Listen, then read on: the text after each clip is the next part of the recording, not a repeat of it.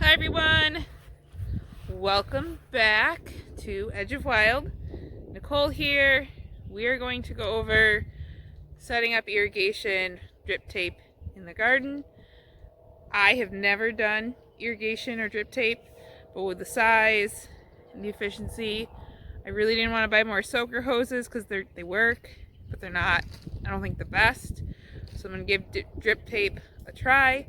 Everything that I got from Drip Depot when it comes, Drip Depot when it comes to the stuff. They have 3/4 inch supply line. I ended up ordering the wrong thing, but my husband has a whole bunch of 3/4 inch supply line, so we're just going to use that in place. So let me walk you through everything that we have, and we're just kind of setting up the main supply line right now.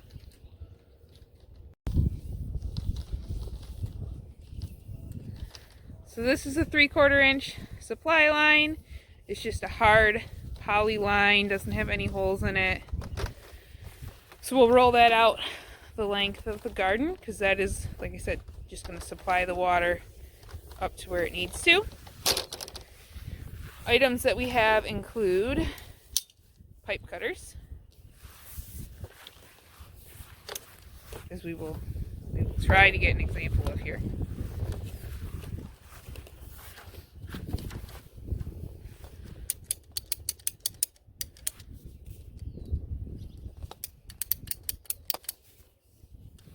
Voila, just like that. We also have a torch. We have a thing to help us put in the drip line where it needs to go, put in our tees, and then we have the setup that goes on the water line. So these go into the main supply line and then connect to the drip tape. They get poked in. This part here goes into the supply line. This part will hold on to the drip tape. This has a valve so that I can open and close it if I want the lines turned off. The torch to help make everything easier to connect.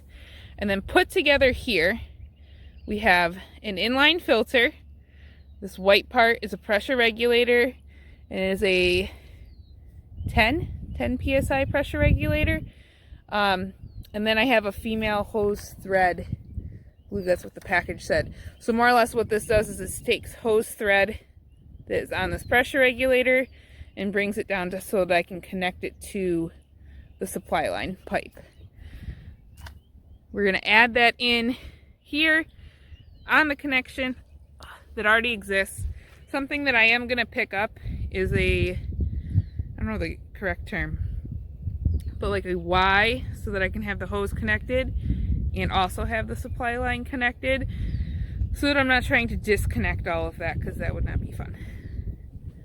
So that's going to connect here, and then I'm going to run 3 rows of drip tape on each bed. The idea, once we have it all in, is that I should hopefully be able to cover the supply line so that I'm not tripping over it.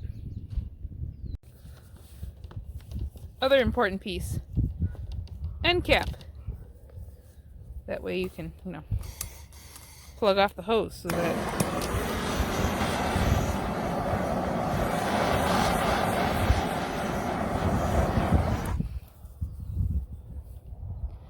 it doesn't leak everywhere. Honey? Ew. I think I read you're not supposed to take those off to install. Would have been handy to know. Because otherwise it doesn't fit back on.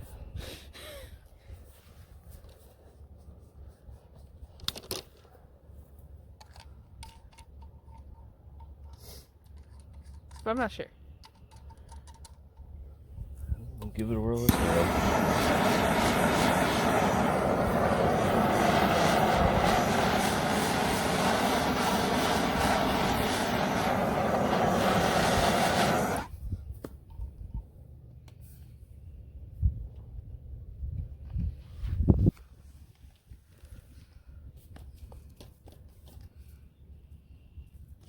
Yeah, I don't know how to tell you that, but that's not working. No? No. Okay. Maybe it was the other things that I read that on. Either that or else I got too thick a pipe.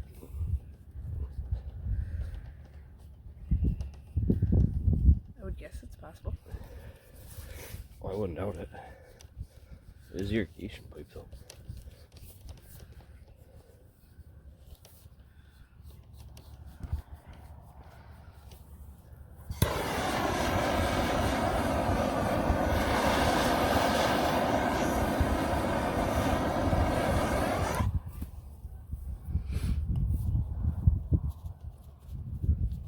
So heating it up with the torch just kind of helps make the plastic more moldable. Pliable. Pliable. That word.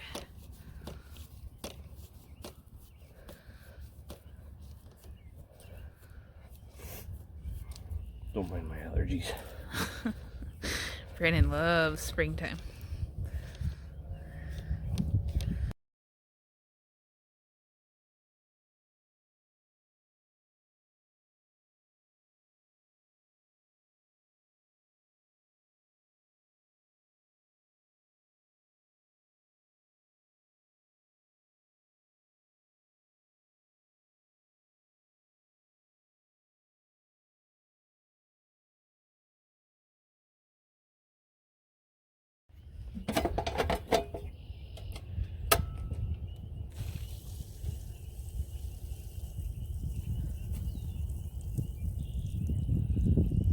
Bit of a leak in the line there. I was testing that and that instead of that.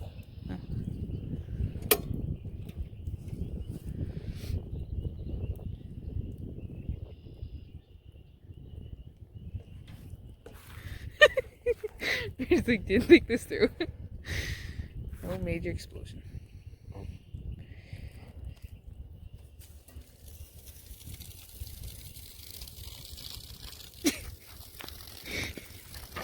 Oh, don't stop it!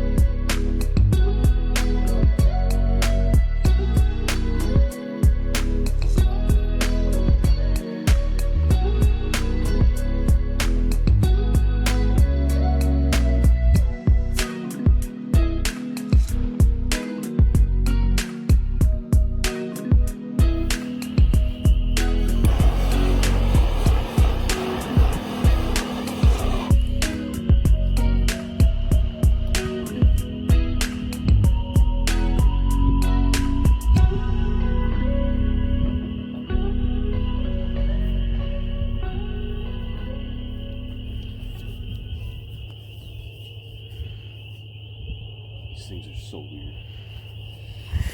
Just the opposite of what you would expect. The answer is you don't take them apart. They literally twist the other way around. So you actually twist them all the way back and then push them all the way on and then twist them back on. That's why they're called part of their permalock system.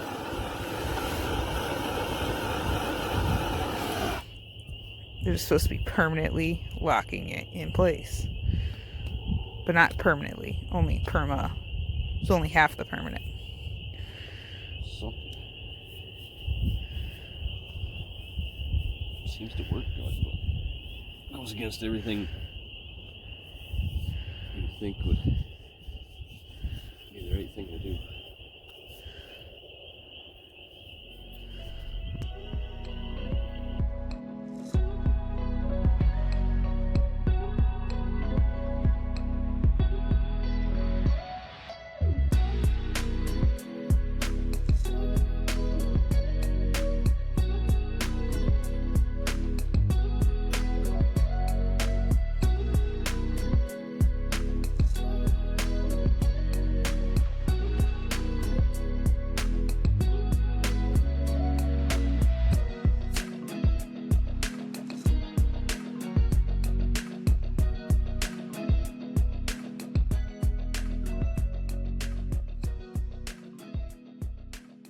Okay, so now what we're going to do, we're going to go over how these parts work before I put them all in the garden. So what I have done, I can roll this out, roll it closer. So these lines on top, you want those to be the top because you want your emitter holes to be facing up. You can have an emitter hole right here. It's a harder plastic in there, kind of like a little square. I have a piece cut here so you can kind of see like a cross section. It has a little bit of a harder square to it. So you can't really put your ends over it. You have to start with the furthest distance. I did 6 inches. I believe I did 6 inches on my drip tube spacing. So this is the tube that's gonna go, or the drip tape that's gonna get laid down. Again, the line is the top, hole on the top, because that emits the water, it seeps up and out. That way if any soil or sediment gets down in it, it settles at the bottom and doesn't actually clog this when the water is going. Oh, we're being attacked by a bee. This is our emitter end. Or not our emitter end. What are they called? This is a Permalock tube, barred tubing, tape, take off, shut off valve. So it has a valve here I can turn. They're pretty stiff to turn. You can turn it, that way the water is not running because it's not in line. This opens it up to be in line so that it can run. You make sure that your hose or your drip tape is cut furthest away from that emitter hole. You take the screw, the nut that's on here, and you're gonna roll that all the way back against the barb. Push the tape on. It takes a little bit to get it on, but you're gonna make sure, again, holes are up and in line so that you're not having to fight with that. And then once you have it on there, you're just gonna twist this back. So it goes over top of it, and now it actually, there's a set of bars in here, or barbs in here, that when this is tightened down on top of it, doesn't let that pull back out. So that's one end. You then make a hole in your supply end, or your supply line, and push that into the supply line, and then voila, you're good to go. The other important part to know, you can take them off by undoing that valve and pulling. The other important part to note, and this is a little challenging just for the spacing that I have, is if you'll put ends on it. They make ends, I think, that are similar to that, but they're a lot more expensive.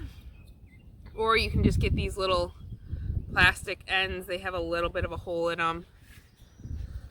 And what you do is you put the tape into the skinny end, push it all the way up to the emitter.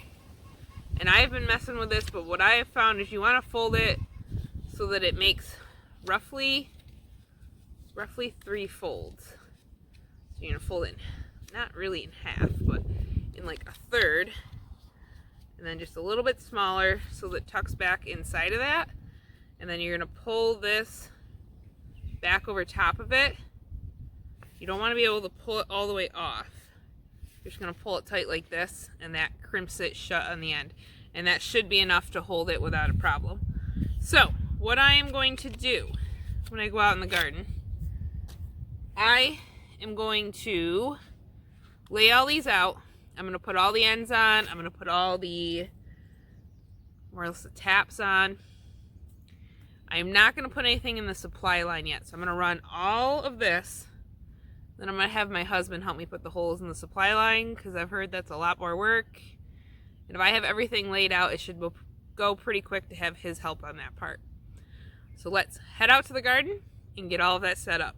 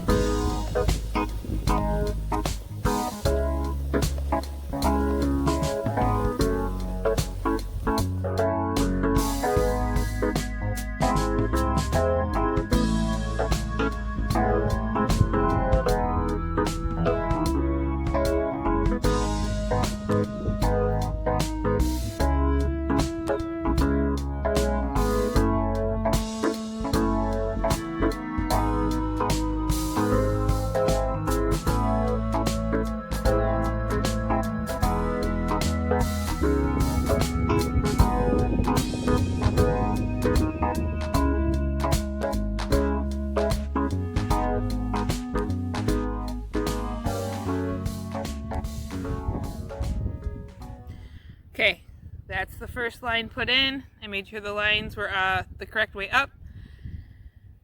I have a pair of garden nippers, garden shears out here that I can cut that with. You definitely want something sharp so it makes a nice clean cut so that when you're working with everything has a clean end. I also have cinder blocks, or like pavers really, at the other end of the garden to hold them down. Laura at Garden Answer also uses drip tape in like her cut flower garden and for some of more her row crop stuff. And from what she says, the staples just don't work. I have staples and I'm probably going to put some in after I have everything in, but she says like a cinder block at the end is the best thing, or a paver, to really hold them in place. So could you use stones if you had big enough rocks? Yeah, New York State has more rocks than we know what to do with. It's our #1 crop here, and I could have just used those, but I didn't want to have to go find like the right size ones and the right shape, so I'm just going to use these. I think that's everything to really go over. So we're going to put a time lapse on, and I'm just going to run drip tape. I have a broom here set up to kind of use, because like the drip tape is on a roll, so I'm using the broom handle. We'll see how long it lasts. I think if I keep it outside of the garden beds, I should be able to run all of them without a problem. So we're just gonna get to work. I think this is gonna be the fastest part of the setup. Thank goodness.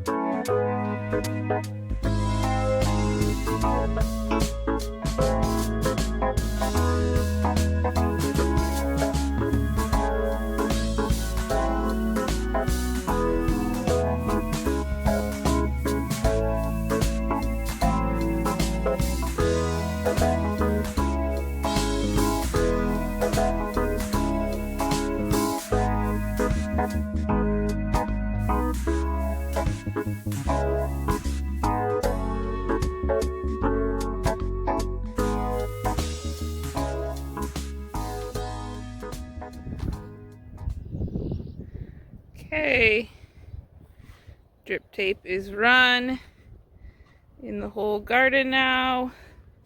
Don't mind this first little section of snapdragons. They look dead, they probably are. They were pretty well waterlogged. They had like root rot, so I didn't think they were going to make it regardless. But I put them in the ground because you never know. But anyways, this drip tape looks awesome. Need to go through and put all the ends. I'm going to come through and put all of the Permalock tube fitting pieces on. I don't know the official name for those, or the other than the Permalock part of it. I'm going to put all those on. I'm going to wait to do end caps in case I need to trim anything a little shorter. I don't want to have to put them on, take them off, that sort of deal. All of the beds have 3 runs. I did end up changing out this run that was too short for one that actually fit, because I did 4 runs in the first half of this bed, mainly for the carrots. So I'm going to get all of the Permalock pieces put on so that we can tap into the supply line. I'm going to wait for my husband to come up to do the supply line tap in part. It'll probably be sometime tonight. But one step closer. And it was super easy, except for this last row. I don't know why, but like the new roll just kept getting caught on the fence. Took the longest. I swear it took as long to do the last row as it did the rest of the garden. But they're in. Time to do the next part. Alright. Bag says, Permalock tape, barb, tubing, takeoff. Again, this thing, you can scroll it all the way this way, and it locks down on this barb that's in there. We scroll all the way back, open the tube, make sure the holes are, or the lines are at the top so that the holes are at the top.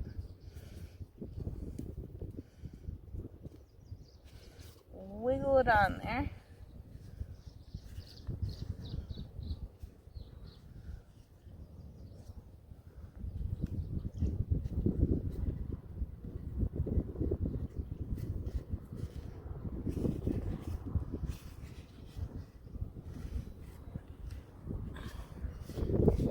Just like that. And now ideally the lines and that little thingy are gonna line up. So it may mean you need to make it go back a quarter of a turn.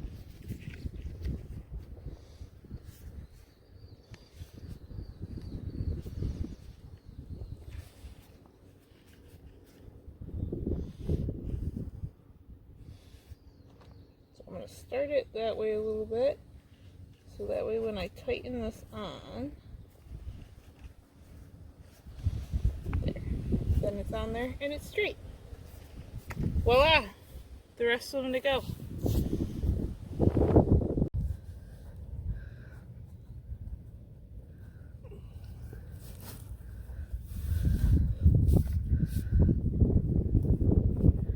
Is it really hard? Yeah. I'm not totally shocked. I've heard it's really hard and tough on the hands.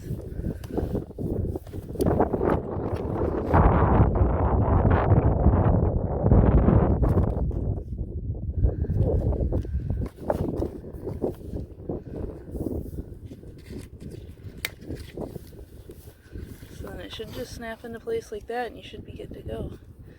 How do you feel about that? Definitely not easy. Yeah, no, I didn't figure that was going to be a part I could do. I figured that was going to take a little bit of brute strength. So I'm glad you're here.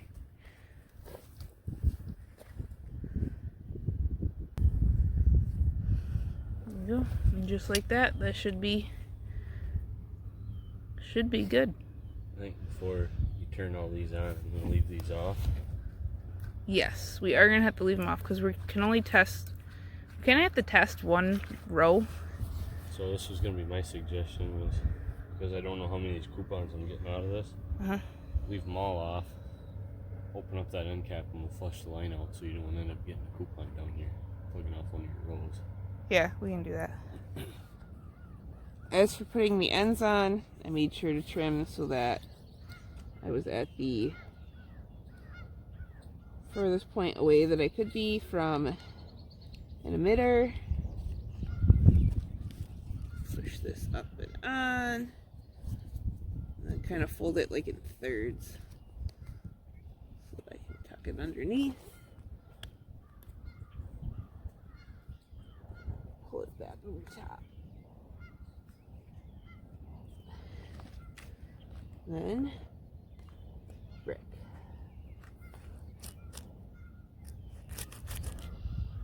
Voila.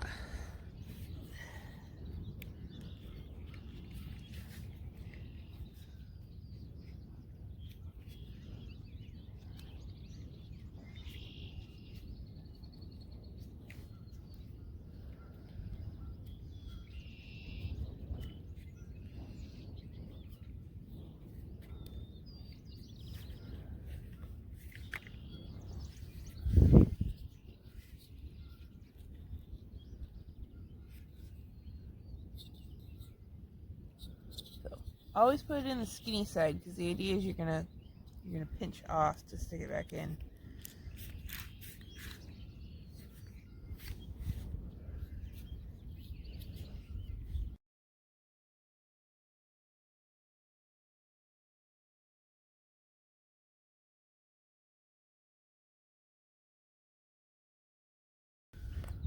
Alright, I gotta snip that one. That's too skinny to fold up. Way too skinny.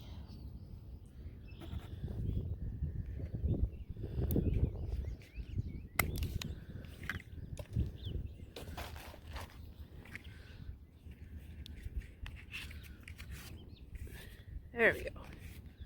That I can hold.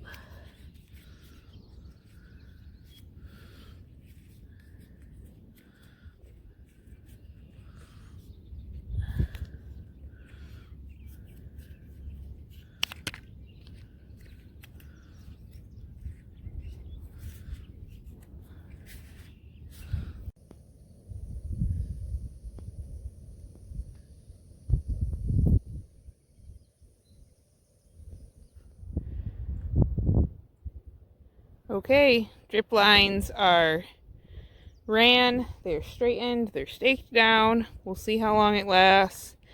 And I have tested all of the lines. I didn't leave the last two on very long, just kind of made sure they were running and no major leaks. And then left the ones on that all have transplants or row crops or something in them. I'm gonna let that run for like a half hour or so.